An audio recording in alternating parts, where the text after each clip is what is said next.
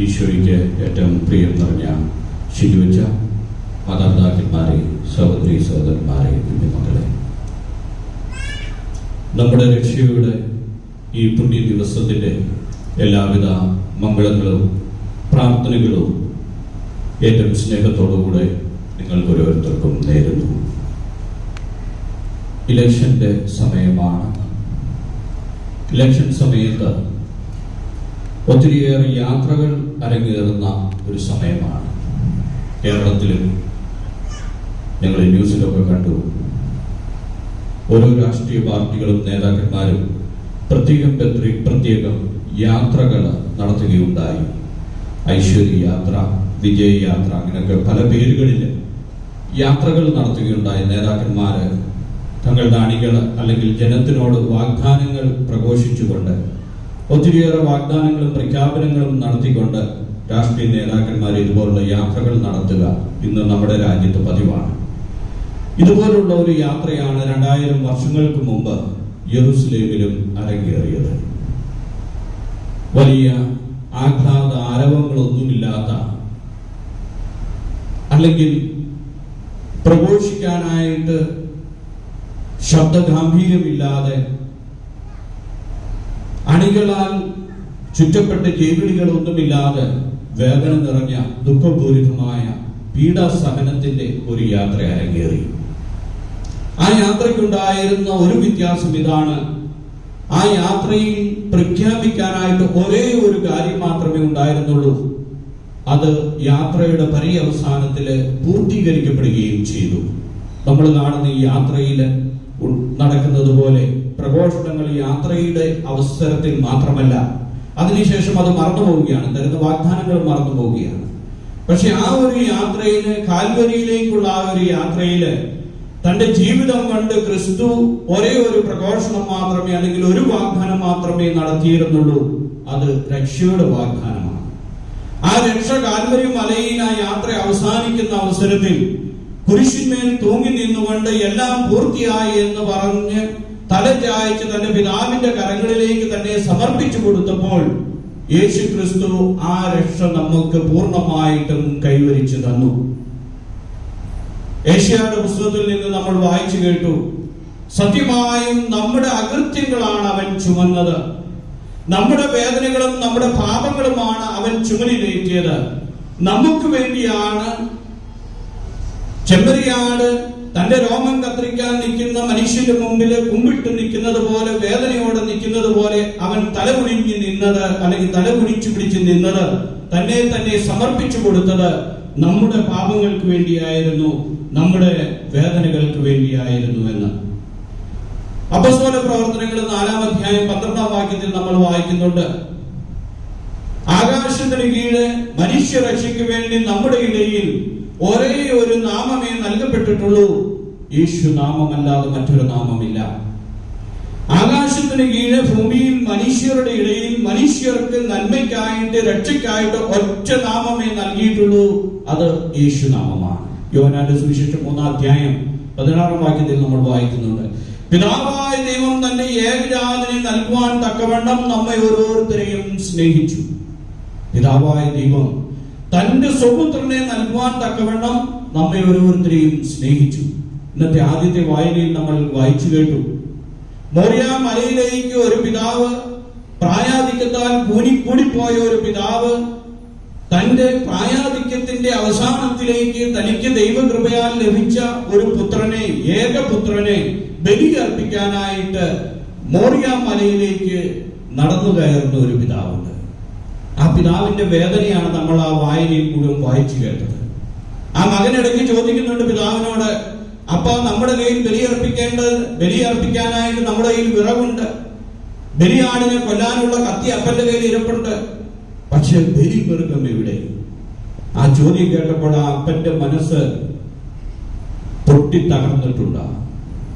ആ വായനയിലൂടെ നമ്മൾ ഇന്ന് മനസ്സിലാക്കേണ്ട ഒരു പിതാവായ ദൈവത്തിന്റെ വേദനയാണ്.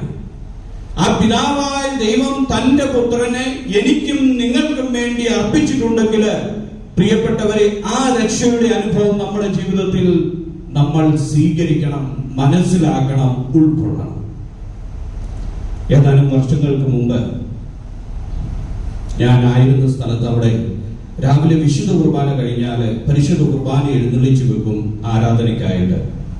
വൈകുന്നേരം ഒരു 6 മണി വരെ ആരാധന ഉണ്ടാകുമ്പോൾ ദേവാലയത്തില്, അപ്പൊ അവിടെ വരുന്നവരെല്ലാം ഹിന്ദുക്കളാണ്, അല്ലെങ്കിൽ മറ്റു മതസ്ഥരാണ്, നമ്മുടെ ക്രിസ്ത്യാനികൾ ആരുമില്ല.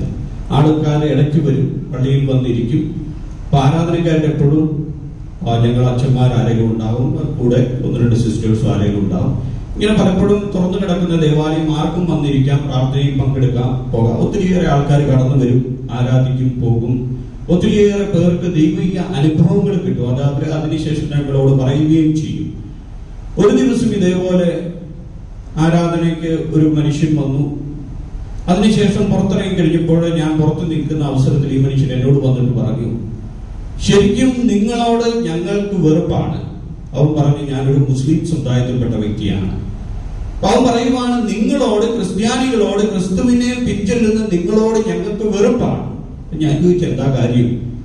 അപ്പൊ ആ മനുഷ്യൻ പറയുകയാണ്, ഒരു വ്യക്തിയെ തല്ലിക്കൊന്ന് കുരിശിൽ തറച്ചു കൊന്നിട്ട് അവനെ ദൈവമാണെന്ന് പറഞ്ഞ് ആരാധിക്കുന്ന നിങ്ങളോട് എനിക്ക് വെറുപ്പാണ്. ഞാൻ പറഞ്ഞു, ശരിയാണ്, ഞാനും അങ്ങനെയൊക്കെ ചിന്തിച്ചിട്ടുണ്ട് ഒരു കാലഘട്ടത്തിൽ. അല്ലെങ്കിൽ ആലോചിച്ച് നോക്കിയാൽ നമ്മളൊക്കെ വെറുത്തു പോകും. ഒരു വ്യക്തിയെ കൊടുക്കാവുന്ന പീഡകളെല്ലാം കൊടുത്ത് കുരിശിൽ തറച്ചു കൊന്നിട്ട് അവനെ ദൈവമാണെന്നും പറഞ്ഞ് ആരാധിക്കുന്നെങ്കിൽ നമ്മളൊക്കെ മോശപ്പെട്ട മനുഷ്യരല്ലേ, വെറുക്കപ്പെടേണ്ടവരല്ലേ? അല്ലേ? ആണോ? അല്ലേ? സംശയമല്ലേ? അതെ, വെറുക്കപ്പെടേണ്ടവരാ. പക്ഷേ എന്തുകൊണ്ട് നമ്മൾ വെറുക്കപ്പെടുന്നില്ല? അതാണ് നമ്മൾ മനസ്സിലാക്കേണ്ടത്.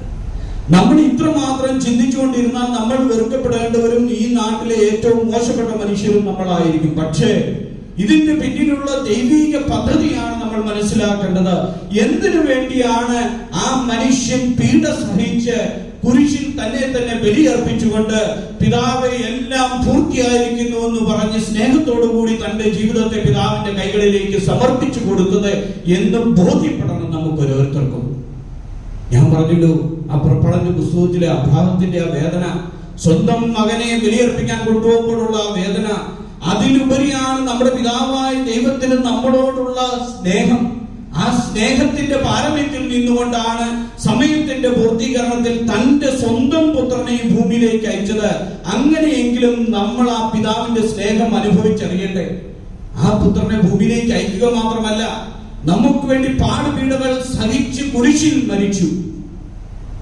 യഹൂദ നിയമപ്രകാരം ഒരു വ്യക്തിയെ മരണവിധിക്ക് അർപ്പിക്കപ്പെടണമെങ്കിൽ അവർക്ക് അവരുടേതായ കോടതിയുണ്ട്. സാൻഹെദ്രീൻ സംഘം യഹൂദരുടെ കോടതിയാണ്.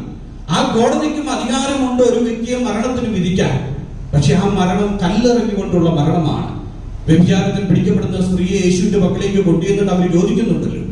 പക്ഷേ യഹൂദ പ്രമാണിമാർ യേശുവിനെ റോമ കോടതിക്ക് മുമ്പിൽ സമർപ്പിച്ചു, പീലാത്തോസിന്റെ മുമ്പിൽ കൊണ്ടുവന്നു. എന്തിനു വേണ്ടി? ഈ ലോകത്ത് കൊടുക്കാവുന്ന ഏറ്റവും നിന്ദ്യമായ ഒരു മരണം അവന് കൊടുക്കണം എന്നുള്ള ചിന്ത കൊണ്ട്. സാൻഹെദ്രീൻ സംഘത്തിന്റെ മുമ്പിലേക്ക് കൊണ്ടുവന്നാൽ അവർ കല്ലെറിഞ്ഞു കൊല്ലാനേ വിധിക്കുകയുള്ളൂ. വിധിച്ചാൽ പരമാവധി ശിക്ഷ അതാണ്. റോമ സാമ്രാജ്യത്തിൽ ഏറ്റവും നിന്ദ്യവും ഹീനവുമായ മരണമാണ് കുരിശിന്മേലുള്ള മരണം. എന്നാൽ അതിലും നമ്മൾ കാണുന്നുണ്ട്, യേശുവിനെ സംബന്ധിച്ചിടത്തോളം പടയാളികൾ അവന്റെ മുഖത്ത് തുപ്പി, അവനെ പരിഹസിച്ചു, അവനെ നിന്ദിച്ചു, അവന്റെ പുറം ചാട്ടവാറ കൊണ്ട് തല്ലി തകർത്തു. പാഷൻ ഓഫ് ക്രൈസ്റ്റ് എന്നുള്ള ആ സിനിമ കണ്ടിട്ടുണ്ടെങ്കിൽ നിങ്ങൾക്ക് മനസ്സിലാക്കാം, നമുക്ക് മനസ്സിലാക്കാം. ആ ചാട്ടവാർ എന്ന് പറയുന്നത് തുകൽ കൊണ്ടുണ്ടാക്കിയ ചാട്ടവാറാണ്. അതിലേക്ക് ലോഹ കഷ്ണങ്ങളും ആണികളും തിരികെ കയറ്റിയിട്ടുണ്ട്. ആ ചാട്ടവാർ ഒരു മനുഷ്യന്റെ പുറത്ത് വീഴുമ്പോൾ അത് തിരിച്ചെടുക്കുമ്പോൾ അവന്റെ മാംസ കഷ്ണങ്ങൾ തെറിച്ചു വരും. എന്തിനു വേണ്ടിയാണ് യേശുവിന്റെ പുറം തല്ലി തകർത്തത്? കുരിശിലേക്ക് ചേർത്ത് വെച്ചുകൊണ്ട് അവനൊന്ന് ആശ്വസിക്കരുത്. അത്രയ്ക്ക് നിന്ദ്യമായ ഒരു പീഡനമാണ് യേശുവിന് കൊടുത്തത്. എന്തിനു വേണ്ടി?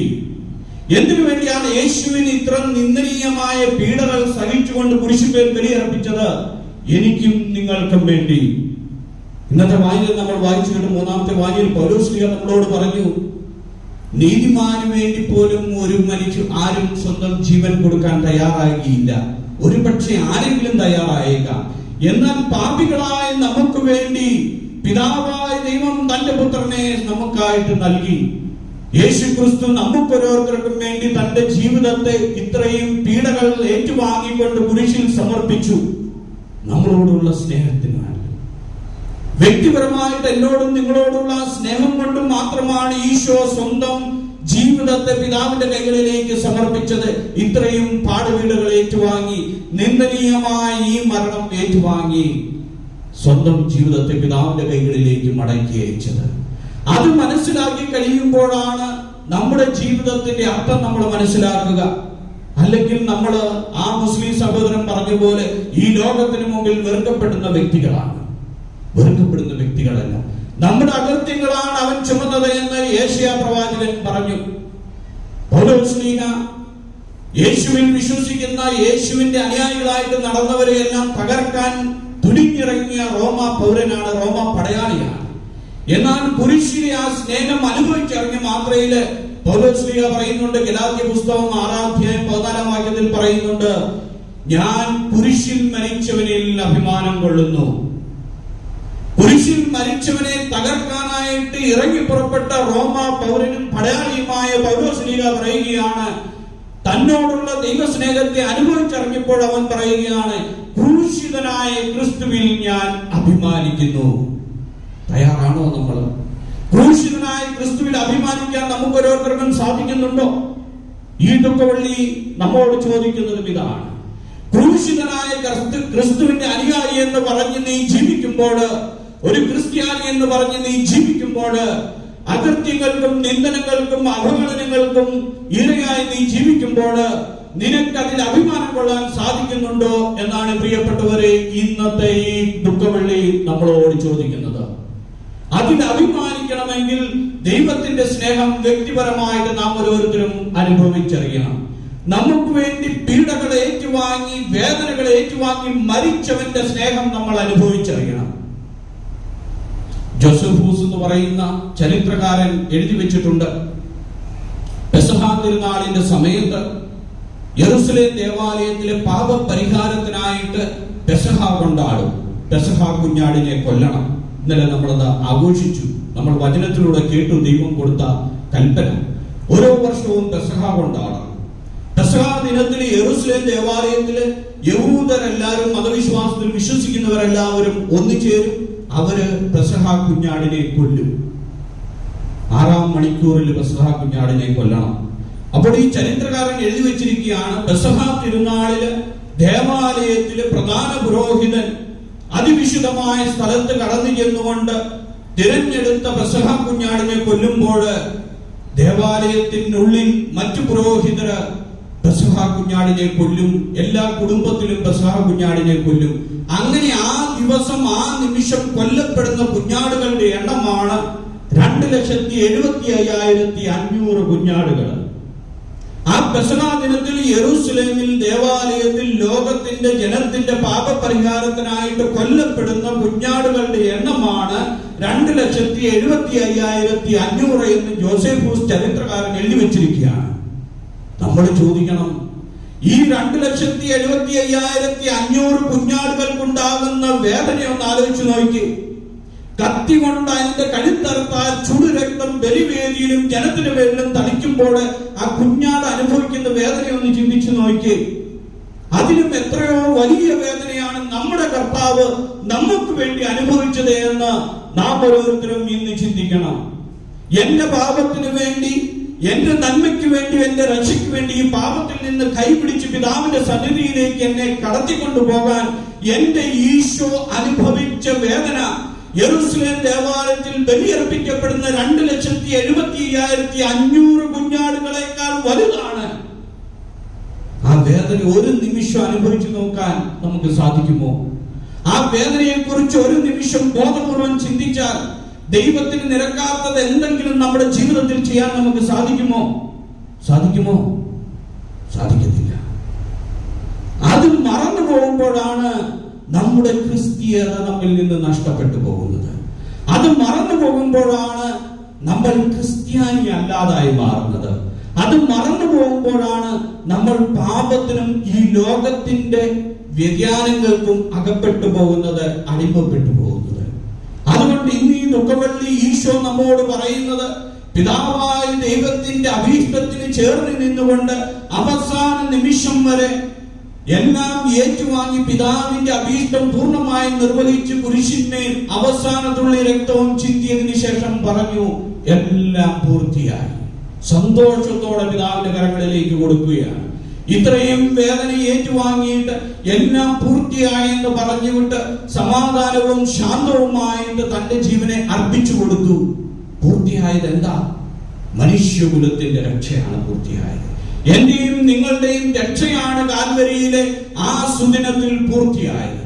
അതുകൊണ്ടാണ് നമ്മൾ വായിച്ചു കേട്ടുള്ള മത്തായിയുടെ സുവിശേഷത്തിൽ നിന്ന് 27-ാം അധ്യായത്തിൽ 51 മുതലുള്ള വാക്യങ്ങളിൽ നമ്മൾ കാണുന്നു, ഈശോ തലചായിച്ച് മരിച്ചപ്പോൾ ഏലി ഏലി സബക്താനെ എന്ന് പറഞ്ഞ് പിതാവിന്റെ കരങ്ങളിൽ തന്റെ ആത്മാവിനെ സമർപ്പിച്ച് തലചായിച്ച് ശാന്തമായി മരിച്ച അവസരത്തില് യെരൂശലേം ദേവാലയത്തിലെ തിരശ്ശീല മുകൾ മുതൽ താഴെ വരെ രണ്ടായിട്ട് കീറി. ഭൂമി മുഴുവൻ അന്ധകാരം വ്യാപിച്ചു. ഭൂകമ്പമുണ്ടായി. കല്ലറകൾ തുറന്നു, പ്രേതാലയങ്ങൾ തുറന്നു, ശവകുടീരങ്ങൾ തുറന്നു. ഇത് കണ്ടപ്പോൾ ആ കുരിശിൻ ചുവട്ടിൽ നിന്ന് ശതാധിപനും അവന്റെ കൂടെ ഉണ്ടായിരുന്ന 10 സൈനികരും പറഞ്ഞു, സത്യമായും ഈ മനുഷ്യൻ നീതിമാനാണ്. സത്യമായും ഈ മനുഷ്യൻ നീതിമാനാണ്. അവനെ കുരിശിൽ തറക്കാനായിട്ട് കാവൽ നിന്ന, അവന്റെ മരണം ഉറപ്പുവരുത്താനായിട്ട് കാവൽ നിന്ന ആ ശതാധിപനും 10 സൈനികരും ഈ അവസ്ഥയും ഈ മരണവും കണ്ടപ്പോൾ പ്രഘോഷിച്ചു, ഇവൻ സത്യമായും നീതിമാനാണ്, ദൈവത്തിന്റെ പുത്രനാണ് എന്ന്.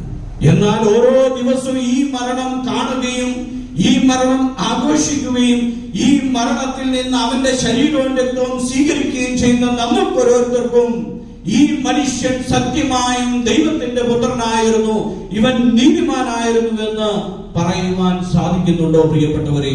ഇന്ന് നമ്മൾ ആലോചിച്ചു നോക്കണം.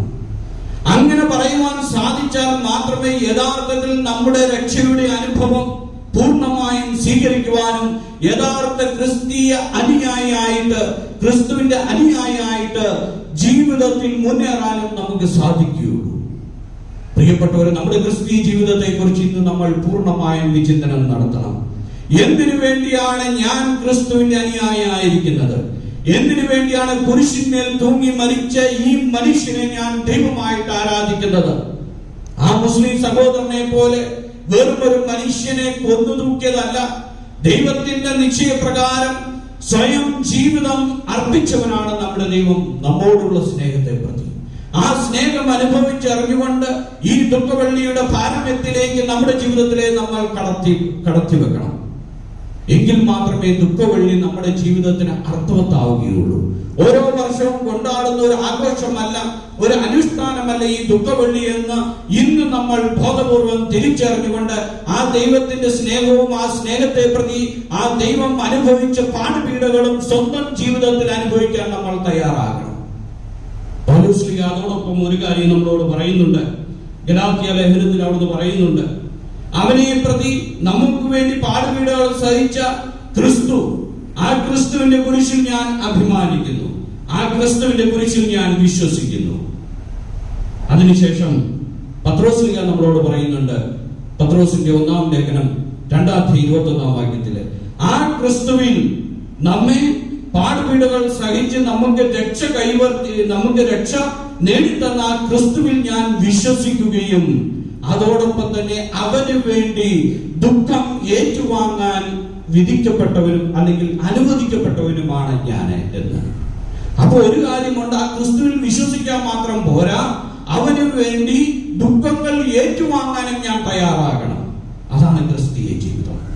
ആ ക്രിസ്തുവിൽ വിശ്വസിക്കണം, ആ വിശ്വാസത്തിൽ അടിയുറച്ച് നിന്നുകൊണ്ട് അവന് വേണ്ടി ദുഃഖങ്ങൾ ഏറ്റുവാങ്ങാനും നീ തയ്യാറാകണം. കഴിഞ്ഞ ആഴ്ച ഒരു പെൺകുട്ടി കൗൺസിലിങ്ങിനായിട്ട് എന്റെ അടുക്കിലേക്ക് വരികയുണ്ടായി. ആ പെൺകുട്ടി പറഞ്ഞത് ഇതാണ്, എഞ്ചിനീയറിംഗിന് പഠിക്കുകയാണ്, 2-ാം വർഷമാണ്.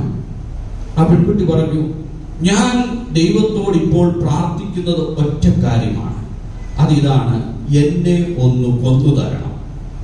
ഈ പെൺകുട്ടി എന്നോട് പറയുന്നതാണ്, ഞാൻ ദൈവത്തോട് ഇപ്പോൾ പ്രാർത്ഥിക്കുന്നത് ഒറ്റ ഒരു കാര്യമാണ്, എന്നെ ഒന്ന് കൊന്നു തരണം. ഞാൻ ചോദിച്ചു, എന്തിനാ അങ്ങനെ പ്രാർത്ഥിക്കുന്നത്?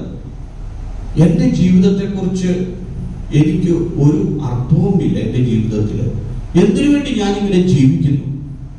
അപ്പൊ എനിക്ക് അതെന്താണ് പറയണം, എനിക്ക് ജീവിതത്തിൽ ഒരർത്ഥവുമില്ല, എന്തിനു വേണ്ടി ഞാനിങ്ങനെ ജീവിക്കുന്നത്?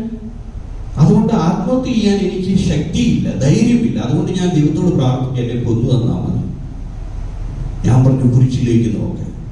കുരിശിലേക്ക് നോക്കി അവൻ അനുഭവിച്ച വേദനയും ദുഃഖവും, നിന്നെ പ്രതി അനുഭവിച്ച വേദനയും ദുഃഖവും നീ ഒന്ന് ഓർത്തു നോക്കി, നിന്റെ ജീവിതത്തിന് അർത്ഥമുണ്ടാകും. അവനെ നോക്കാത്തടത്തോളം കാലം, അവന്റെ ദുഃഖവും വേദനയും അനുഭവിക്കാത്തടത്തോളം കാലം നിന്റെ ജീവിതത്തിന് അർത്ഥമില്ല, എന്റെയും നിങ്ങളുടെയും ജീവിതത്തിന് അർത്ഥമില്ല. ജനിച്ചു ജീവിച്ച് നാളെ മണ്ണടിഞ്ഞു പോകുന്ന ജീവിതമാണ് നമ്മുടേത്. എപ്പോൾ ഈ ക്രൂശിതനെ കുറിച്ച് ബോധ്യമില്ലാത്തപ്പോൾ, ഈ ക്രൂശിതനെ കുറിച്ച് ബോധ്യമുണ്ടെങ്കിൽ നമ്മുടെ ജീവിതത്തിന് അർത്ഥമുണ്ട്, നമ്മുടെ ജീവിതത്തിന് ഒരു കാരണമുണ്ട്. നമ്മുടെ ജീവിതം ദൈവത്തിന്റെ ദാനം, ദൈവത്തിന്റെ സ്നേഹമാണ്. ദൈവം ആഗ്രഹിക്കുന്ന വിധത്തിൽ ജീവിക്കാൻ വിളിക്കപ്പെട്ടവരാണ്. അവനിൽ വിശ്വസിക്കുകയും അവന് വേണ്ടി ദുഃഖങ്ങൾ ഏൽക്കാൻ വിളിക്കപ്പെട്ടവരുമാണ് നാം. അത് നമ്മൾ മനസ്സിലാക്കണം. നമ്മുടെ ജീവിതത്തിൽ ദുഃഖങ്ങളും പ്രയാസങ്ങളും കടന്നു വരും.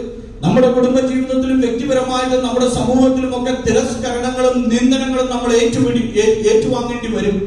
കുടുംബ ജീവിതത്തിലും നമ്മൾ ചിലപ്പോൾ നമ്മൾ ഉദ്ദേശിക്കുന്ന രീതിയിലായിരിക്കില്ല കാര്യങ്ങൾ മുന്നോട്ട് പോവുക. നിന്ദനങ്ങളും പരിഹാസങ്ങളും പരിഗ്രഹനങ്ങളും നിറഞ്ഞതായിരിക്കും. അവിടെയെല്ലാം അവന് നമ്മെ കുറിച്ചൊരു പദ്ധതിയുണ്ട്. നമ്മുടെ നാശത്തിന് വേണ്ടിയുള്ള, ക്ഷേമത്തിന് വേണ്ടിയുള്ളതാണെന്ന് മനസ്സിലാക്കി ജീവിക്കണമെങ്കിൽ ആദ്യം ഈ കുരിശിൽ മരിച്ചവന്റെ ജീവിതത്തെ ഹൃദയത്തോട് ചേർത്ത് വെക്കണം.